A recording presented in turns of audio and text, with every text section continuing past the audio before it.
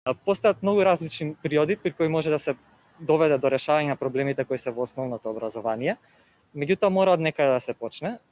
До сега постои методологија за како се распределуваат средствата од централно ниво на локално, меѓутоа следниот чекор е занемарен. Нашата идеја и нашата желба е дека следниот чекор треба да биде применена методологија од како да се распределуваат од општинските средства до училиштата и при тоа таа да биде унифицирана, односно да внимава на различни број на фактори како што се бројот на училници, нето површината на училиштата и слично. Фала ви. Добро, добар ден и од мене. Денешната презентација на оваа анализа која што ја изготвија Змај, а со цел да направиме еден вид увид или приказ на тоа која е состојбата со инфраструктурата и генерално со финансирањето на капиталните инвестиции во основните училишта на Македонија, се надеваме ќе послужи како еден показан податок кој што ќе му за образование и наука, согласно овие наоди и препораки да ги усогласи политиките за натамошно финансирање на основното образование, особено кога станува збор за финансирањето на капиталните инвестиции. Инаку самата анализа, која што беше спроведена во 48 основни училишта во 10 општини во нашата држава, покажува дека училиштата скоро без исклучок имаат сериозни проблеми со инфраструктурата и тоа имаат проблеми од типот на дека имаат дотраен училишен инвентар, имаат неефикасни фасади, имаат недостиг на физкултурни и спортски сали, имаат недостиг на библиотечни фондови и други материјали, нагледни средства за учење и така натаму. Значи сите овие инвестиции кои што се правени досега во образованието и од страна на централната власт, и од страна на самите општини и од многу други меѓународни организации и донатори, покажуваат дека ни отприлика не ги задоволуваат потребите. Анализата покажа дека раководителите во училиштата, но и самата општинска администрација вложуваат надчовечки напори за да колку можат максимално да ги подобрат условите за учење во училиштата, но едноставно парите за таа намена се малку.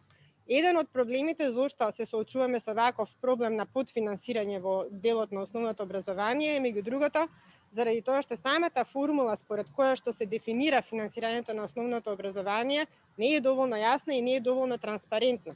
Формулата очигледно дека не обезбедува доволен износ на средства кои што би се распределиле за секоја локална самоуправа или уште повеќе позначено до секоја училишта и средствата дефинитивно не дозволуваат, односно не обезбедуваат рамномерен развој и следење на модерните трендови на настава. Знаејќи дека голем дел од наменската блок дотација за образование отпаѓа на платите за наставниците, а прито имајќи ги предвид и параметрите дека самата формула отсликува соодносот на број на ученици визави број на наставници, очигледно е дека за да можеме поефикасно да ги користиме средствата што ќе ги имаме на располагање, кои секако треба да се зголемат, но за да може колку и да имаме средства да бидат соодветно и целисходно распоредени, неопходно е да се случи оптимизација на наставниот кадар и веројатно рационализација на училишната мрежа. Благодарам. Почитувани медиуми, почитувани граѓани, благодарност до Змај и Фондација Отворено општество што отвараат вака важна тема, посебно што ја отвараат низ бројки и низ аргументи зошто е потребно да се вложува во училишната инфраструктура еднакво како што се вложува во наставниот кадар, заради тоа што квалитетот на образованието зависи од тоа во какви услови може да учат учениците и колку пристап до дидактички нагледни средства имаат учениците во училиштата и можноста на наставниците да ги користат истите.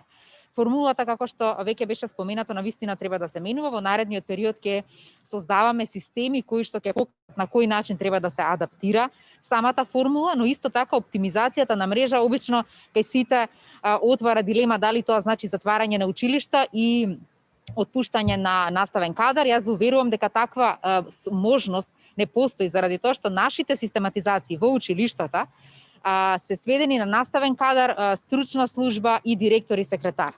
ниту има помошна служба, ниту има образовни асистенти, оние кои што се асистенти во настава, ниту имаме менторска подршка, ниту супервизиска подршка. Сето тоа треба да се постави од самите наставници и да се реорганизираат училиштата со дополнување на административна подршка која што секако и стручна подршка која што им е потребна на наставниот кадар и секако на раководната структура во самото училиште. Но исто така се уште постојат училишта кои што ги немаат минимум условите за настава, а тоа се пристап до санитарни јазли, пристап до вода.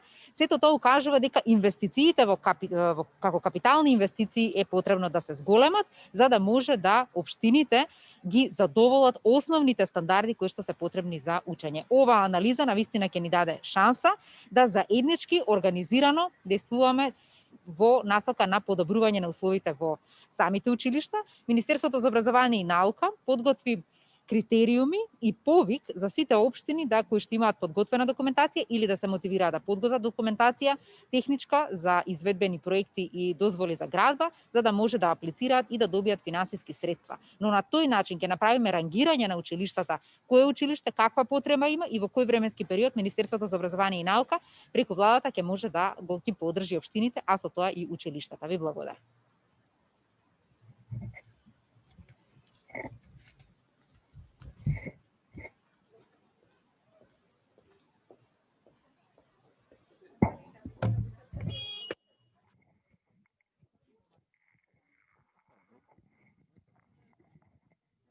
Извини, закртичам тоа.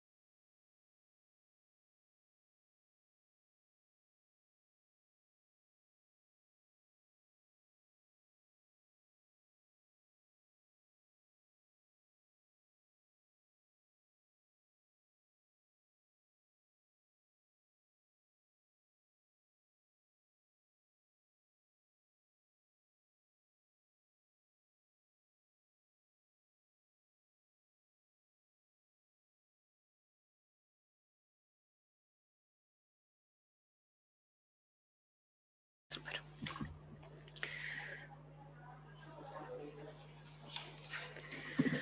Добар ден на сите присутни, почитувана министерка за образование Царовска, почитувана Фани од Фондација Отворено општество, почитувани Виктор Стојковски и Виктор Митевски од ЗМАј и почитувани присутни кои што не следите преку Zoom конференцијата. Минатата конференција на ЗМАј ја започнавме со реченицата ова е најверојатно 100-та конференција видео на која што присуствуваат оние кои не следат. Во образованието тоа веројатно се и многу повеќе, можеби веќе над 1000. Меѓутоа тоа е сега нашата реалност, а за среќа и на овој начин можеме да дискутираме на некои од најважните теми. Една од нив, ако не и најважна, е образованието, особено јавното образование. И ЗМАј работеше и издаде токму пред доаѓањето на министерката Царовска на позицијата министер за образование, на оваа анализа во која што се предлага и методологија за подобра распределба на општинските буџети за основните училишта. Зашто е важна оваа тема? Важна е затоа што на терен истражувачите од ЗМАј се уверија во тоа дека нема рамномерна распределба на буџетите кога се во прашање училиштата и дека имаме многу училишта кои што работат без основните потреби да се исполнат, а тоа е на некој начин и во линија со она за што се залага Министерството, односно министерката Царовска, кога дојде на функцијата, она што го кажа е дека навистина ќе вложи во подобрување на основното образование, а во тоа влегуваат и условите во училиштата. Затоа оваа конференција и оваа дискусија ќе почнеме и со нејзиното обраќање. Министерка Царовска, повелете. Благодарам на сите, прво за поканата, а второ е за тоа што создавате услови да може да дискутираме врз основа на анализи, докази, бројки, нешто кое што во јавната администрација не се смета за придобивка.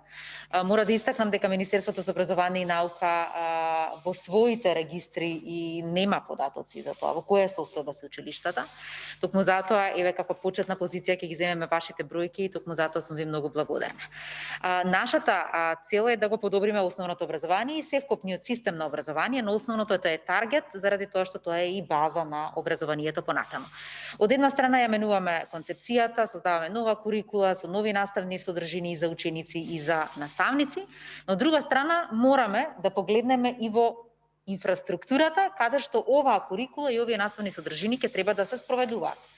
И таму по извештаи на Светска банка и по други извештаи на меѓународни организации се гледа дека 1/3 од училиштата во нив треба итно да се инвестира за да се подобрат. Што значи дека веројатно основните услови, станува збор за основните услови, не се целосно, на основните стандарди не се целосно постигнати. Ние како Министерство за образование и наука сакајќи да фатиме ред во инвестирањето, тоа значи дека не само заради тоа што некој сака да има инвестиции или заради тоа што одреден министер смета дека таму треба да се инвестира, туку да има тоа некаков си ред и концепт во самото инвестирање. Подготвивме повик за општините кој што треба да биде пуштен наредната недела.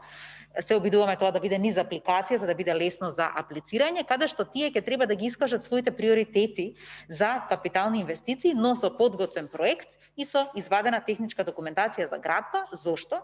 За да ако ги ставиме парите во програма за 2021 година, да знаеме дека ги изреализираме. Заради тоа што Министерството за образование и наука со години носи програма која што не може да изреализира, или во оваа година, например, имаме реализација на капитални инвестиции 36%. Тие не се само во основно, не се само во средно, се и во високо, но како и да е вкупната сума, сме потрошиле само 36%. Останатите финансиски средства, наменети за инвестиција во образование, ќе пропаднат. За да може да има реализација на овие финансиски средства, мора да имаме целосна подготвена техничка документација пред да ги ставиме проектите или инвестициите во одредена програма со која што ќе трошиме пари понатаму, и затоа го распишуваме овој повик за до 10 декември да можат општините се што имаат подготвено да аплицираат согласно и колкав буџет ќе биде определен за Министерството за образование и наука во 2021 година за капитални инвестиции, така и според рангирањето ќе можеме да инвестираме, но важно е дека постапката ќе биде транспарентна, јавно достапна и сите ќе знаат зошто се на бодовната листа 10, 1 или 15. И на тој начин понатаму ќе создадеме систем во кој што ќе се инвестира по план. Тоа го направивме во Министерството за труд и социјална политика, на истиот начин ќе действуваме и тука. Јас сум сигурна дека заеднички за некои 3-4 години ќе може да излеземе и да кажеме од толку училишта кои што има потреба, во толку и толку веќе инвестиравме, но тоа укажува дека има тенденција на развој и подобрување на условите. Ви благодарам. Благодарам. Фондацијата Отворено општество долго време инвестира и соработува на вакви проекти кои што се работи не само на истражување, туку и на реално подобрување на условите во најразлични области, па вклучително и образованието, но со особен можеби фокус на образованието. И затоа ќе ве повикам вас, господја Фани Карамфилова Пановска, извршен претседател на фондацијата, да кажете збор-два за ова истражување, тоа и за сето она што е направено во областа образование. Благодарам. Фондацијата Отворено општество Македонија, точно како што напоменавте, го има образованието како една од своите најприоритетни области во која што со години наназад инвестира големи средства, и во тој контекст сметавме дека придонесот, односно поддршката на ЗМАј, кој што се навистина квалификувани да работат на вакви истражувања ќе биде од огромно значење кога станува збор за креирањето на политиките понатаму. Така што, почитувани соработници од ЗМАј, почитувана министерка за образование и наука Царовска, почитувани представници на училиштата, представници на општините и сите други институции, меѓународни организации и останати кои што не следите, верувам, преку интернет. Денес нашите соработници од Удруженијето за истражување и анализи ЗМАј ќе презентираат анализа на податоци кои што произлегува од истражување кое што се спроведуваше кон крајот на 2019 и почетокот на 2020 година со финансиска поддршка на Фондацијата Отворено општество Македонија и кое што се спроведуваше во 48 училишта во 10 општини, а со цел да ја утврдиме моменталната состојба, но и финансирањето на капиталните инвестиции и начинот на кој се одлучува колкав дел од буџетот ќе се намени за секое поединачно училиште. Во анализата се опфатени општини со различна големина, со различна географска локација, различни од аспект на тоа дали станува збор за рурални или урбани училишта, различен етнички состав на вработените и на учениците и различен јазик на кој се изведува наставата. Сакам да истакнам дека ние во Фондацијата сме особено свесни и истекнуваме важноста на статистичките податоци, но и на истражувањата кои вклучуваат собирање на податоци на терен и кои што вклучуваат разговори со најзасегнатите. Во овој случај тоа беа наставниците, директорите на училиштата, но и на родителите и учениците. Нивниот глас и нивните согледувања се важни за да може да се креираат било какви планирања, интервенција, најважно од се кога се креираат политиките. Преку ова истражување, сега јавноста, но и надлежните институции ќе располагаат со податоци кои треба да овозможат соодветен одговор и соодветни интервенции. Фондацијата во 10 од овие училишта кои беа предмет на анализата, практично преку нашата програма за образование на помалобројните етнички заедници веќе втора година поред се обидува да ги компензира недостатоците во дидактички материјал, во библиотечен фонд и опрема, преку набавка и дистрибуција на истите и само во 2020 година за овие намени имаме издвоено околу 110.000 американски долари и тоа за 10 училишта во кои што наставата се одвива на јазиците на помалобројните заедници, а каде што пак наставата ја следат во овие училишта 5.000 ученици и за нив, односно за овие училишта обезбедивме техничка опрема неопходна за реализација на онлайн наставата, како преносни компјутери, печатачи, десктоп компјутери, смарт табли, LCD проектори и така натаму. И имајќи предвид дека сакавме да им помогнеме пред на учениците, односно оние кои што според нас се најважни во овие услови на пандемија да не биде загрозен нивниот пристап до образование, обезбедивме и 350 таблети со картички за интернет за деца од најсоцијално загрозените семејства во овие училишта.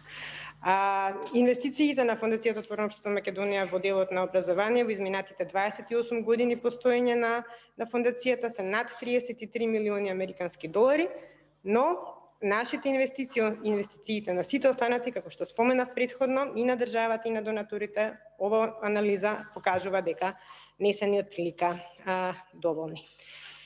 Така, податоците од истражувањето кои денес ќе бидат презентирани во детал од страна на представниците на ЗМАј укажуваат на тоа дека се уште има незадоволени многу потреби и тоа од аспект на инфраструктурата, но и од аспект на материјали и ресурси за учење. Во оваа публикација која што денеска ја презентираме, истражувачите на ЗМАј даваат пресметки за тоа кои се потребите во секое поединечно училиште и тоа по вид на неопходна интервенција и по приоритет.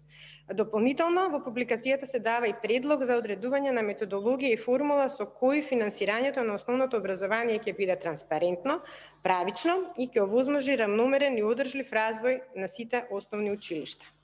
Ова е особено важно, заради тоа што секој еден ученик, без разлика на тоа од која заедница припаѓа и на кој јазик ја следи наставата, без разлика на тоа дали живее во град или во село, или учи во централно или подрачно училиште, за него треба да се обезбедат соодветни услови за квалитетна настава. Сакам во оваа прилика да посочам неколку важни согледувања од ова направено истражување.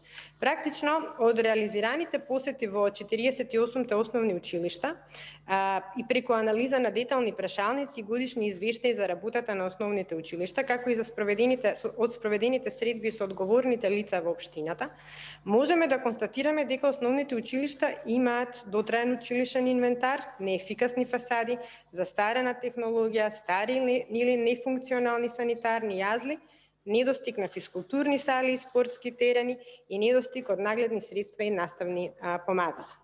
Резултатите исто така јасно покажуваат дека раководните лица и вработените во училиштата и општинската администрација вложуваат максимални напори за да ги подобрат условите во основните училишта, но средствата со кои што располагаат едноставно не се доволни и не може да обезбедат рамномерен развој и настава која што ќе ги следи модерните трендови. Во континуитет исто така се поставува постојано барањето за тоа дека треба да се промени методологијата според која се распоредуваат дотациите за основно образование од страна на централната кон локалната власт. За да се направат овие измени, неопходно е вклучување не само на централната и локалната власт во овие дискусии, туку и постојана координација и интегриран пристап за планирање заедно со меѓународните финансиски институции, донаторската заедница и приватниот сектор. Тековната формула за финансирање на основно образование е недоволно јасна и транспарентна и истата не успева на најсоодветен начин да ги распредели финансиските средства по единици на локалната самоуправа и по основни училишта, согласно тоа што се реалните потреби и тоа што се стандардите за финансирање на основното образование. Имајќи предвид дека најголем дел од наменската блок дотација за образование е наменета за исплата на платите на вработените, како и имајќи ги предвид параметрите според кои таа се пресметува, меѓу другите бројот на деца во паралелка, соодносот наставник-ученик и така натаму, ќе видите од резултатите кои што детално ќе ги прикажат колегите од ЗМАј, дека се наметнува потребата од рационализација на училишната мрежа и од потребата од оптимизација на наставниот кадар.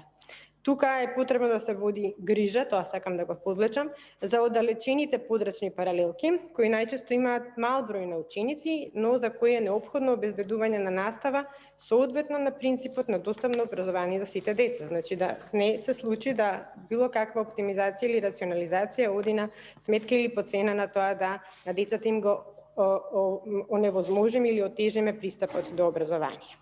Се надевам дека овие презентирани податоци кои што ќе ги чуеме подоцна навистина ќе го задржат и вашето внимание, но овие кои што не следите, а особено ќе предизвикаат понатамошни дискусии кај надлежното Министерство за образование и наука и кај единиците на локалната самоуправа и ќе најдеме сите заеднички начини како да ја подобриме состојбата и соодветно да одговориме на потребите и на проблемите. Ви благодарам.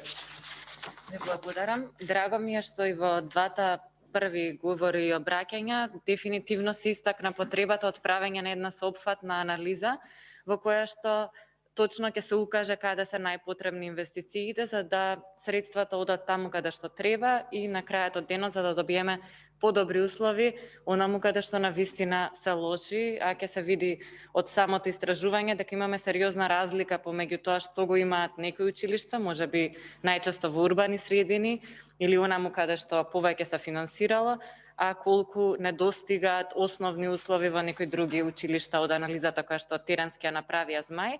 Затоа не случајно се отиде во 10 општини, дел од нив урбани, дел рурални, и се работеше на еден репрезентативен примерок од 48 училишта, каде што може да се увиди таа разлика и дефинитивно треба да се опфати целата држава и да имаме една убава база за тоа каде ќе ги инвестираме парите во иднина. Со цел да не го прикажеме само делот од тимот на ЗМАј кој што го гледате тука, туку сите оние кои што работаа на истражувањето, тоа се многу повеќе истражувачи. Предлагам да го погледнеме видеото кое што е направено на оваа тема, а потоа ќе се обратат и Виктор од ЗМАј.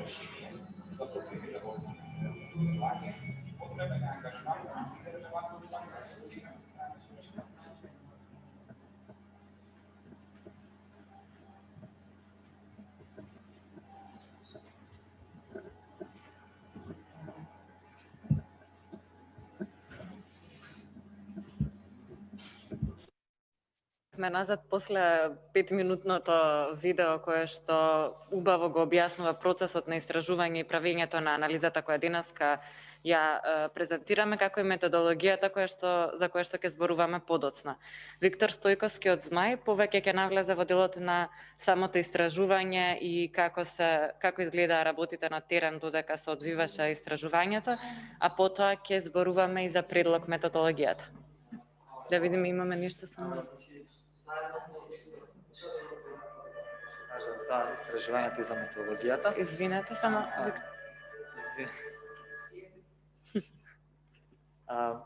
Веќе мислам дека претходните две изјави беа многу добро ја прикажаа мотивацијата која се наоѓа позади нашето истражување. Меѓутоа, следното прашање што ние барем би си го поставиле, зашто ЗМАј би ја направила оваа анализа. Значи, нашата желба за истражување во основно образование започнува уште од 2017 година, каде што успеваме повторно со помош на ФОМ да направиме попис на сите училишта во Република Македонија и да видиме какви се нивните инфраструктурни и технолошки капацитети. Оттаму во тоа истражување откривме дека постои многу голема нееднаквост, односно постојат училишта кои имаат многу добри инфраструктурни капацитети или соодветни технолошки капацитети, меѓутоа постојат и училишта кои немаат ни еден компјутер на располагање или пак училишта кои немаат санитарни јасли. Си го поставивме прашањето зошто е тоа така, бидејќи сепак основното образование е задолжително за сите и реално треба секој училиште, ако не да биде да биде со ист квалитет, да биде од сличен.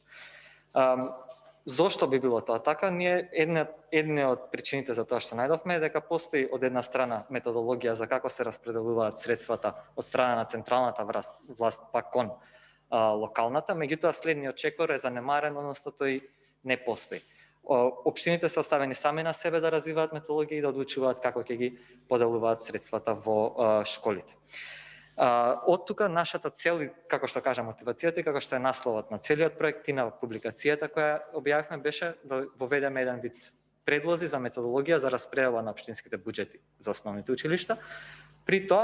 При оваа анализа успеавме пак како што кажа, значи фативме 48 училишта од различни 10 општини, на кратко да ги набројам општините, значи тоа се Василево, Велес, Скарбинци, Куманово, Сарај, Старо Негоричане, Студеничани, Центар Шупа, Чучар, Сандево и Шуторизе. Може да се примети дека училиштата тоест општините се од најразличен вид, има големи општини, има мали општини, има општини што се наоѓаат во различни региони од државата.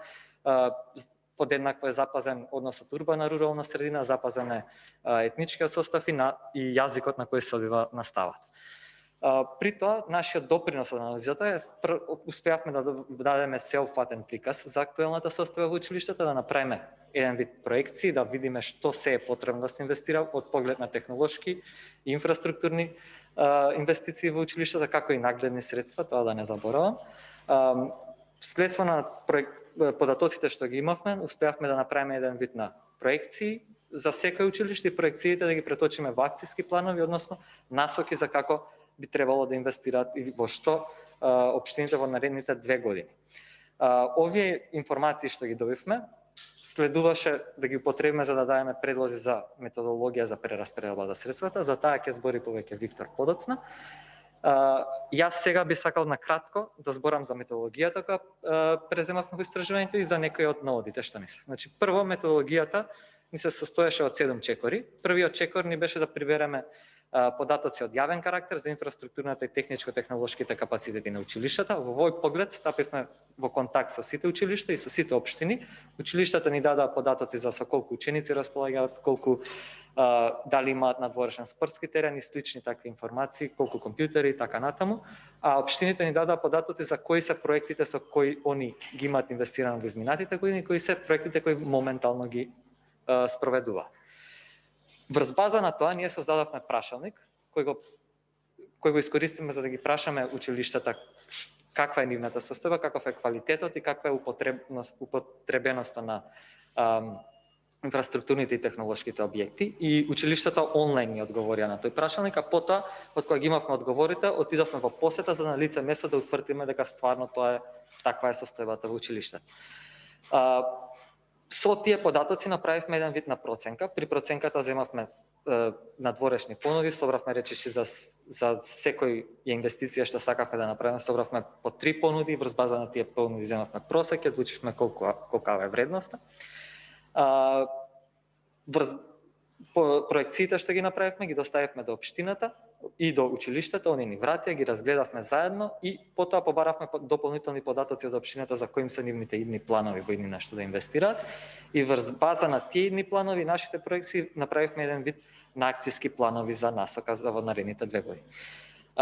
Сите тие податоци беа употребени во создавање еден вид на предлог политики, односно методолошки пристап за распределување како општинските средства треба да се распределуваат до основното образование. Неколку наводи од истражувањето, веќе беше кажано дека сите вклучени страни вложуваат максимални напори за да се подобрат условите, меѓутоа средствата со условите се уште лоши, исто како во споредба со тоа што беа најдени во 2017 година. Не постои централна евиденција како се евидентираат инвестициите во основните училишта, има голем број на нефункционални спортски сали, санитарни јазли и така натаму, компјутерите не се во ред и слично. Сепак може да се примети дека во последниве 3 години во споредба со претходните имаше доволно добри, доволно нови инвестиции, посебно во инфраструктурата, која сметаме дека представуваше еден приоритет што беа инвестирани во последните години. Тука посебно треба да се нагласи дека голем број од училиштата е воведено, се воведени нови фасади, се ставени и е зголемена нивната енергетска ефикасност. Неколку статистики од истражувањето, значи ќе повторам, во 48-те за технологијата, во 48-те основни училишта има над 4600 компјутери, тие се персонални и преносни. Од нив само 29% се во функција, или ако извадиме врз база на колку ученици работат со еден компјутер, добиваме дека вкупно 23 ученици во просек во сите општини имаат еден компјутер на располагање. Дополнителна забелешка е дека последните инвестиции, или повеќе од 90% од компјутерите кои се во функција или вон функција, не функционираат, се набавени во проектот за компјутер за секој дете кој беше дури спроведен во 2006 до 2012 година. Во поглед на инфраструктурата, пак ќе нагласиме дека во континуитет има недостаток од спортски објекти, застарени училиште, инвентари, застарени нефункционални санитарни јазли. Статистиката ни вели дека само 57% од училиштата поседуваат физкултурна сала и таа е целосно искористена, додека 39 воопшто немаат објект за спроведување на ова видово за физичкото образование. Има училишта каде што користат едва сам дури 60% од просторните капацитети на објектите, тоа значи дека кај нив има многу празни простори и наставата се одвива како што треба во една смена. Меѓутоа има училишта каде што работат и во 3 смени. Значи откривме дека во овие 48 училишта има 1700 паралелки, меѓутоа има само 1100 училници. Нешто дополнително со оглед увидовме дека просечната старост на градите што се за училиштата е 57 години и од тука се запрашавме каков е квалитетот на електричната инсталација. Тие ни покажуваат дека електричната инсталација во истражуваните училишта е во просек стара 36 години.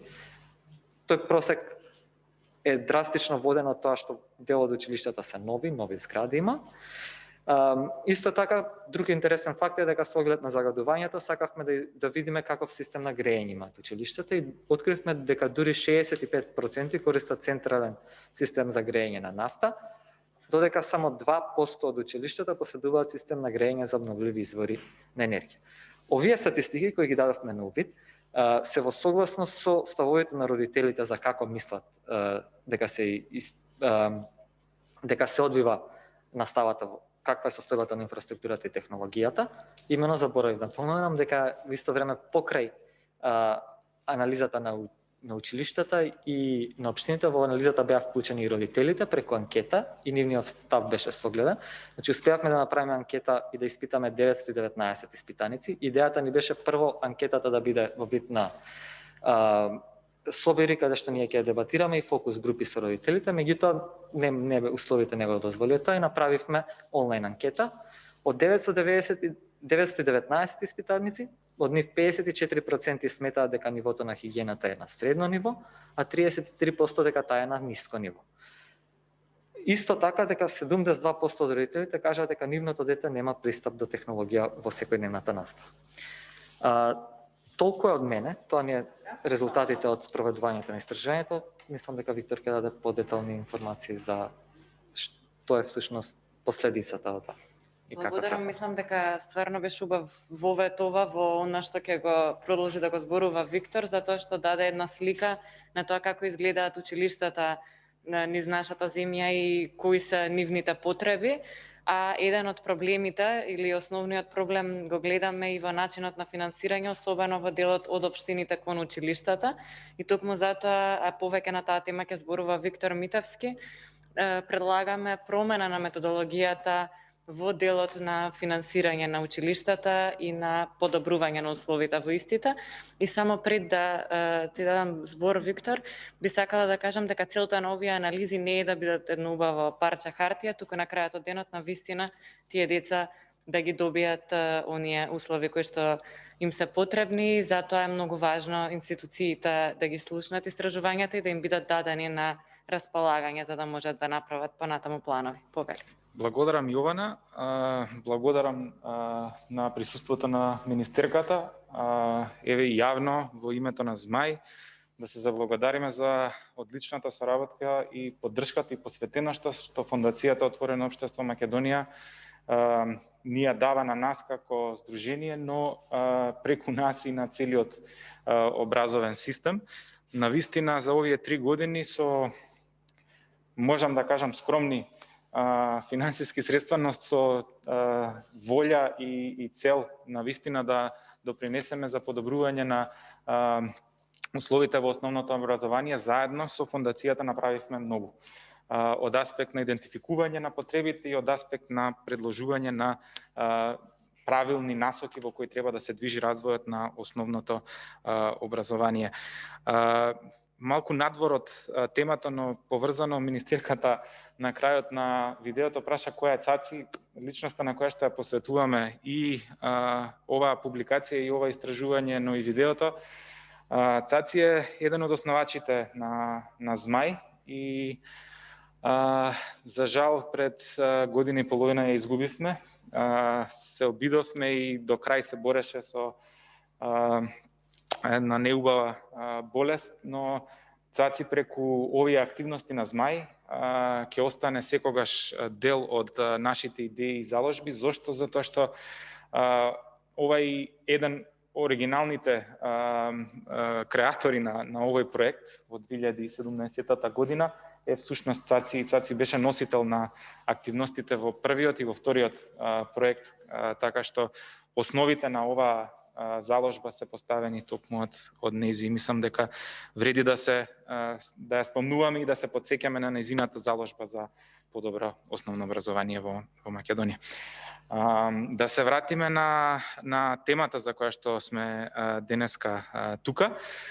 И некако имав различен редослед, но ќе почнам од тоа што го напомена министерката. Драго ми е што барем 10 општини кои што беа дел од ова истражување уште веднаш, многу скоро, ќе имаат можност да ги искористат инвестиционите студии кои ЗМАј ги направи за потребите на овој проект, а кои што во целост и во детали ќе им бидат достапни на општините во текот на следната недела, односно целосно ќе им бидат испратени со целата документација и податоци. Се надеваме дека голем дел од тие податоци и инвестицијски студии ќе им послужат подобро и побрзо да аплицираат за фондовите кои што ќе се отворат. И овдека одма веднаш се отвара една од констатациите дека системот на финансирање на основните училишта и не само на основните, генерално на основното и средното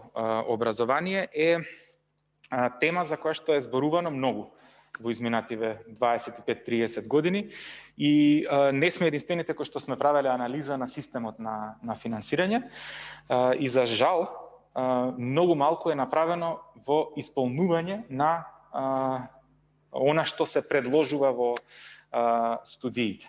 А тоа е нешто за кое што ме радува што го слушам од министерката за образование. Тоа се двата клучни поими, е реорганизацијата на мрежата на училишта и реорганизацијата на наставниот кадар.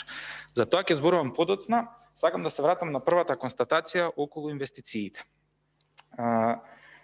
Анализата наша покажа дека училиштата, основните училишта, се целосно зависни од блок дотациите кои што ги добиваат од Министерството за образование. И така како што предвидува Законот за локална самоуправа, Законот за финансирање на локална самоуправа, Законот за наставници и стручни соработници во основното и средно образование, нормално е дека основното образование се финансира примарно преку блок дотациите, но кога ќе навлеземе и кога ќе ги анализираме блок дотациите и намената за која што тие се трошат, гледаме дека 70% од блок дотациите се трошат за плати за наставници, наставен кадар и технички кадар кој што е во функција на образовниот процес. Тоа значи дека само 30% од буџетите кои што им се дадени на основните училишта остануваат за тековно одржување, обновување на наставни помагала, дидактички средства, книжен фонд, организирање на манифестации и овозможување на воншколски активности и така натаму и така натаму. Од тука многу е важно да се покрене внимание и да се стави акцент на фактот дека покрај реформирање и унифицирање на распределбата на средствата од општините кон основните училишта, важно е да се дефинира односно да се додефинира и да се создаде одржлив систем на финансирање преку специфицирање и додефинирање на методологијата за распределбата на средствата од централната кон локалната власт. Многу е важно формулата, освен бројот на ученици, предвид да ги земе и останатите карактеристики кои што се поврзани со училиштата. Нашата анализа покажува дека трошокот по ученик во руралните средини е многу драстично поголем од оној во урбаните средини. И сега на прва можеби е нелогично, но кога ќе навлезете подобро да ги анализирате бројките, станува јасно. Зошто? Тука зборуваме за просеци. Руралните средини драстично и со огромна брзина губат ученици. Односно, бројот на ученици кои учат во тие средини е многу помал. За разлика од бројот на ученици, бројот на наставници или е задржан, или расте. Од тука, кога го објавивме податокот јавно дека во последните 20 години односот наставник-ученик, односно број на ученици по наставник, во учебната 2000-2001 изнесувал приближно 19 ученици на еден наставник. Денеска тој број е близу 10,1. Ова зборуваме на ниво на цела држава, не зборуваме само за истражуваните општини.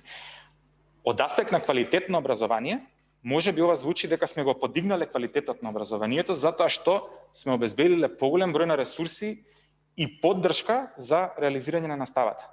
Но, ако ги анализираме повнимателно бројките, ќе видиме дека тоа не е случај. Односно, зголемениот број на наставници не бил следен со реално определување на потребите за вработување на нов наставен кадар. И од тука, имајќи ги предвид и оние факти кои што ги кажавме дека 70% од блок дотациите се трошат за плати, од тука реорганизацијата на наставниот кадар е нешто што поскоро треба да го направиме.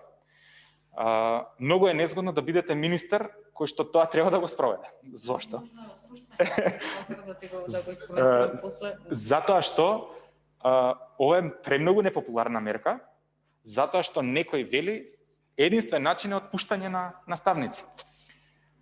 За среќа, постојат анализи, постојат сознанија и анализите од терен покажуваат дека образовните потреби и потребата за наставниот кадар во основните училишта не е сведен само на спроведување на настава. Од тука мораме да направиме сеопфатна анализа и тоа пораката со која што го завршуваме видеото, дека за да се реши овој проблем треба да се ангажираат сите институции од системот, не е само декларативна, туку е и суштинска. Затоа што во решавање на системот и проблемот со рационализацијата на наставниот кадар лежи во фактот на Early Childhood Development програмите, односно програмите за ран детски развој, кои што не ги опфаќаат само образовните институции, туку ги опфаќаат институциите за грижа на во предучилишна возраст. Од тука постојат многу начини и модули како наставниот кадар да биде преквалификуван, наместо да ги извршува основните функции, да се вклучи во поддршка на учениците со посебни образовни потреби. Замислете, имаме училишта, и тоа училишта кои што се во Скопската околина, каде со години се бара дефектолог или служба или вработување на службеник кој ќе ја поддржи работата на учениците со посебни образовни потреби, а веќе во тоа училиште ги има десетина, и упорно се нема слух за таа потреба. Од тука, еден од апелите кои што го даваме е оваа рационализација да не се сведе на отпуштање или прерано пензионирање на кадрите кои што треба да се пензионират, затоа што тие исто така ни се потребни. Тие треба да бидат ментори, да ја пренесат, да го пренесат знаењето и искуството на новите генерации. Не зборуваме само за наставниците, зборуваме и за педагозите и психолозите кои ги немаме во голем број, а голем број од нив се пензионираат наскоро. Така што една од работите која што треба да се направи е ова рационализација. Но покрај рационализацијата на наставниот кадар, многу е важно рационализацијата на мрежата на училишта. Имаме училишта кои што се во рурални средини, каде што имаме многу мал број на ученици, каде што наставата се одвива комбинирано врз основа на оделенијата во кои што тие се наоѓаат. Апелираме, не сме толку, сепак сме дипломатски коректни во публикацијата, но еве ќе искористам приликата, апелираме тие образовни институции, тие основни училишта воопшто да не се размислува за нивно затварање. Затоа што правото на непречен пристап до образование не е само загарантирано со закон, загарантирано е со устав во оваа земја. Секое дете на територијата на Република Македонија мора и треба да има непречен пристап до образование. Пандемијата ни покажува дека има начини како да се одвива наставен процес, а при тоа да се рационализираат трошоците. Дополнително, ако ги вкрстиме базите на потребите во основното образование и оние во раниот детски развој, предучилишна настава, грижа за деца, ќе видиме дека потребата за окружување на целокупниот процес на ран детски развој може да се искористи и овие објекти кои што сега постојат, може да имаат повеќе функционалности. Од аспект на инвестициите, како што напоменавме, со оваа публикација анализирани се 48 училишта и инвестициите од инфраструктурен, технолошки и инвестиции за нагледни средства во вкупна вредност се некаде околу 20,6 милиони евра. Што значи тоа? Ова значи воспоставување не на оптимални, воспоставување на идеални. Не може ништо да биде идеално, се треба да се обновува со текот на времето, но задоволување на сите потреби на овие 48 училишта. Од тука, од овие 20 милиони, најголемиот секако се инфраструктурни проекти, и тоа зборуваме проекти спортски сали, санитарни јазли и, бидејќи Виктор напомена и Фани го кажа тоа во незиното излагање, имаме училишта кои работат во 3 смени. Стандард, замислете каков квалитет, да го споредиме квалитетот на образование кој што го добиваат учениците кои што работат во 3 смени и училишта каде што се работи во 1 смена. Ако зборуваме за еднаков пристап до образование, тогаш треба да го адресираме и тоа прашање. Од тука, дел од овие инфраструктурни инвестиции се за проширување на капацитетите, нови училишта, градење на нови училници, 2,8 милиони за технологија која што опфаќа компјутери, лаптопи, смарт табли и така натаму, и 335.000 евра за наставен материјал. Само уште еден од предизвиците за голем дел од училиштата е немањето на кабинетска настава. Замислете, наставата по хемија се одвива во кабинет каде што нема услови за практична настава, за одвивање на наставата по хемија или пак за било која друга природна наука. И наместо да имаме кабинети кои што ќе ги имаат потребните средства и ќе дадат отворена можност за спроведување на наставата, ние спроведуваме настава во една училница, а наставникот се шета, односно оди од една во друга училница, носејќи ги наставните материјали кои што треба да се употребуваат во образовниот процес. Од тука, генералниот заклучок на оваа анализа е дека инвестиции треба да има, но не смееме да се доведеме во ситуација да ја направиме истата грешка како што се направи со проектот Компјутер за секое дете, каде што се потрошија 60 милиони евра за набавка на технологија, а при тоа никакви други дополнителни активности не беа вклучени во реализација на тој проект. Односно, не можеме да имаме технолошки развиени образовни процеси и училишта ако во тие процеси не ги вклучиме директно наставниците, учениците, родителите. Затоа што тоа е системот кој што треба да ни овозможи функционирање и модернизирање на основното образование. Од прилика толку, се надевам дека ќе можеме да понатаму и подетално да дискутираме за сите овие теми. Благодарам. Благодарам, Виктор. Мислам дека доколку имаме простор уште малку за неколку прашања од оние кои што не следат на Zoom, да не биде само еднонасочна комуникација кон нив. Не знам дали имаме некој кој што ни се пријавува за прашања на тема нормално оваа анализа и образовниот процес, особено во основното образование, или може би се покривме, бевме толку совршени во излагањето, па нема ниту едно прашање, ама не верувам, не знам дали имаме прашања? Нема? Коментар, фала ти. Може, да. Што, подлабоко отидовте во анализа што значи оптимизација на кадар, рационализација на училишна мрежа, заради тоа што секогаш кога ќе се спомне тоа е стрес. Јас се обидувам и со синдикатот и со директорите да разговарам на оваа тема, затоа што во Македонија, во Република Северна Македонија, немаме наставници ментори, нема наставници советници, нема асистенти во настава, немаме поддршка во прво оделение или во прва година. Учениците кога доаѓаат треба да имаат поддршка од одреден број на наставници кои што се грижат за нивната благосостојба или да се навикнат на просторот и кој кај се наоѓа. И кога ќе видите сето тоа, ние имаме дефицит на кадар, ние немаме вишок кадар, но тоа треба да се постави во систем. Затоа сакаме да ги промениме систематизациите на училиштата, каде што не само што ќе ги поставиме овие поддршки, туку исто така ќе воспоставиме и техничка служба. Сега училиштето, целата своја бирократска работа и администрација ја спушта на стручната служба како психолог, педагог и дефектолог кои што треба да работат со учениците.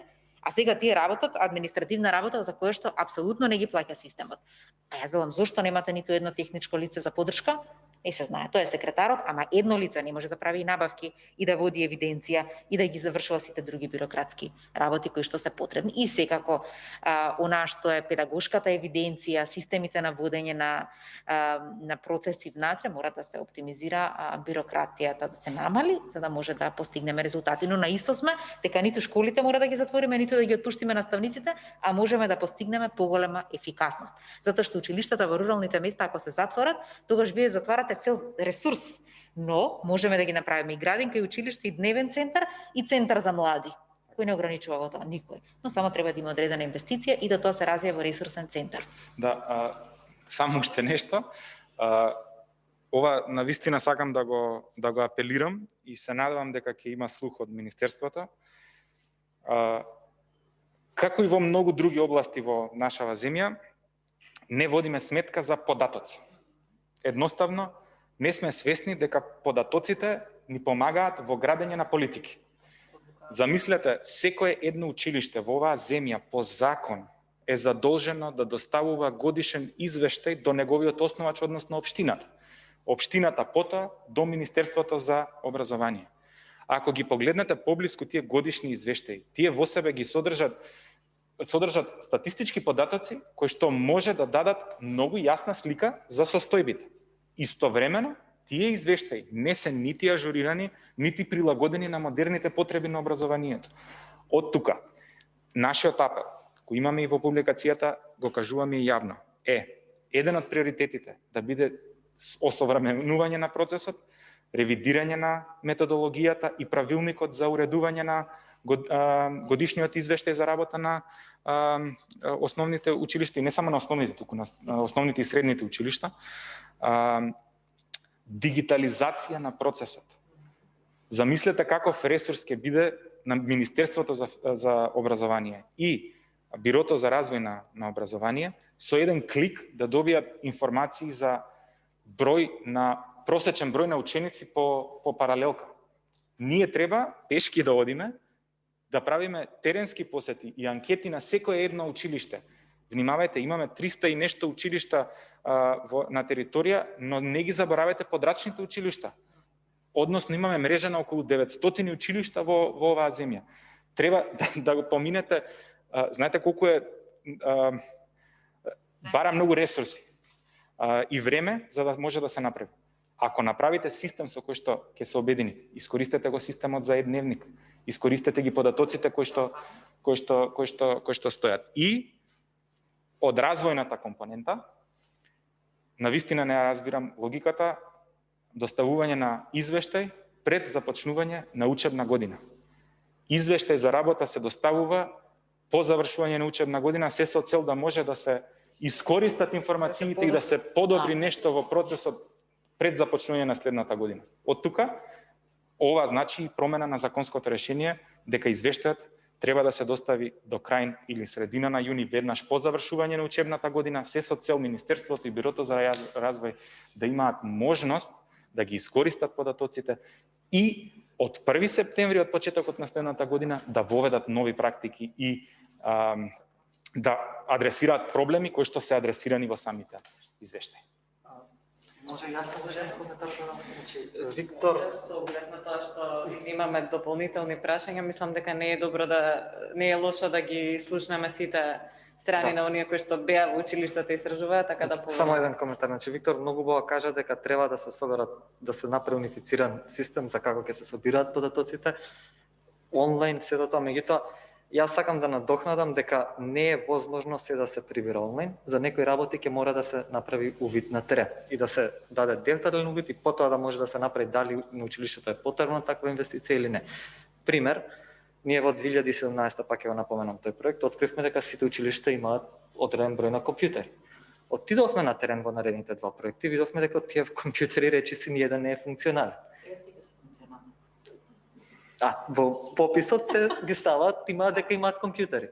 Мислам, затоа едно е кога ќе се отиде и кога ќе се види, друго е, мислам, кога ќе ни кажат само колку податоци има, бидејќи тоа е на крајот од денот. Затоа и во постапката ние прво училиштата ни одговара, а потоа идевме да ги гледаме, бидејќи тоа е на крај многу битен дел. Системите на одржување не се воспоставени добре, затоа што ние видовме дека за еден месец сите оние кои што вика немаат пристап до интернет, имаат денеска пристап до интернет. Сите што викаат дека немаат компјутери, ги рехабилитира кога рековме нема излез. Јас нема да купувам сега компјутери затоа што еднаш се купени 60.000 евра се потрошени. Дајте да ги извадиме компјутерите. Што им фали? На секој компјутер требаше да се додаде само SD карта. Купи SD карти што е минимален трошок, денеска компјутерите работат. Што значи дека системите на одржување и грижа да интернетот не е само да влез, туку да сум каблирала внатре како директорка, да се воспостава механизми да тоа се одржува на годишно ниво, тогаш имаме интернет, имаме компјутери. Но некако чувството дека не треба да се грижаме, стави на страна, нема проблем, шутни го таму, тоа ќе мора да го промениме, а тоа е само соградење на капацитети и треба да се знае кој е директор. Само тој што има менаџерски способности, не може секој да биде директор. И исто така околу директорот мора да има служба за поддршка за да може тоа одржување да биде на одредено ниво. Благодарам многу и одлично беше оваа завршна мисла, она што искрено се надевам и како би сакала да ја завршиме оваа конференција и презентација на трудот е со желба да што побрзо се вратиме и во реален број на конференциите и да можеме да се видиме, а уште повеќе да може да се вратат децата во училниците. Ви посакувам среќа во спроведувањето на сите оние онлайн предизвици за кои што се соочувате сега поради ситуацијата и се надевам дека сето она што ќе се направи за соочување со пандемијата во однос на дигитализација и понатаму ќе може да го користат училиштата, па можеби на крај ќе завршиме со подобри училишта од она што било пред пандемијата. Тоа е тоа од мене, мислам дека тука можеме полека да завршуваме, немаме повеќе прашања. Ви благодарам на сите што бевте дел од овој разговор и се надевам дека само почнавме, а ќе се продолжува понатаму со реални проекти. Благодарам.